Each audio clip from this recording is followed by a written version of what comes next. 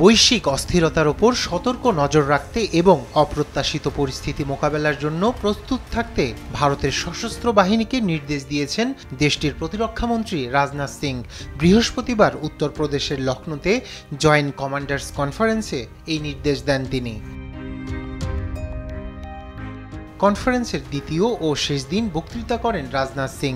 বক্তব্যে যৌথ সামরিক দৃষ্টিভঙ্গির বিকাশ এবং কোনো যুদ্ধে জড়ালে ভারত যেসব চ্যালেঞ্জের মুখোমুখি হতে পারে সেসবের জন্য প্রস্তুতি নেওয়ার ওপরেও জোর দেন তিনি। लेकिन आज जैसी वैश्विक परिस्थितियां हैं उनको देखते हुए मैंने यही सारे अपने आर्मी कमांडर्स को मैंने कहा था कि विश्व में शांति की स्थापना के लिए और स्वयं भारत में भी शांति की स्थापना के लिए सदैव हम लोगों को युद्ध के लिए तत्पर रहना चाहिए, तैयार रहना चाहिए। इस उद्देश्य से कहा था ताकि किसी भी सूरत में हमारी शांति भंग।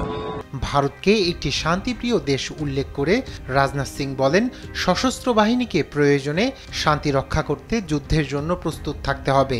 চলমান রাশিয়া ইউক্রেন যুদ্ধ, ইসরায়েল হামাস সংঘাত এবং বাংলাদেশের উত্তেজনাকর পরিস্থিতির মতো অন্যান্য বৈশ্বিক অস্থিরতার কথা উল্লেখ করেন তিনি।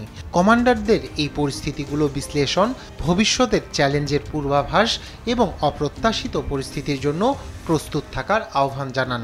शांति की स्थापना के लिए और स्वयं भारत में भी शांति की स्थापना के लिए सदैव हम लोगों को युद्ध के लिए तत्पर रहना चाहिए, तैयार रहना चाहिए। ভারতের উত্তরাঞ্চলীয় সীমান্ত এবং প্রতিবেশী দেশগুলোর সমস্যা নিয়ে ব্যাপক বিশ্লেষণের প্রয়োজনীয়তার কথাও তুলে ধরেন রাজনাথ সিং।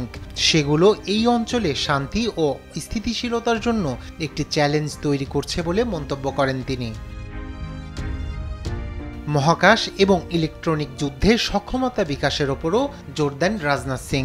সামরিক নেতৃত্বকে কৃত্রিম বুদ্ধিমত্তার ক্ষেত্রে সর্বশেষ প্রযুক্তিগত অগ্রগতির ব্যবহার বাড়ানোর দিকে মনোনিবেশের আহ্বান জানান। প্রযুক্তিগত উপাদানগুলো সরাসরি কোনো সংঘাত বা যুদ্ধে অংশ নেয় না, তবে তাদের পরোক্ষ অংশগ্রহণ অনেকাংশেই যুদ্ধের গতিপথ নির্ধারণ করে বলে মন্তব্য করেন ভারতের এই প্রতিরক্ষামন্ত্রী।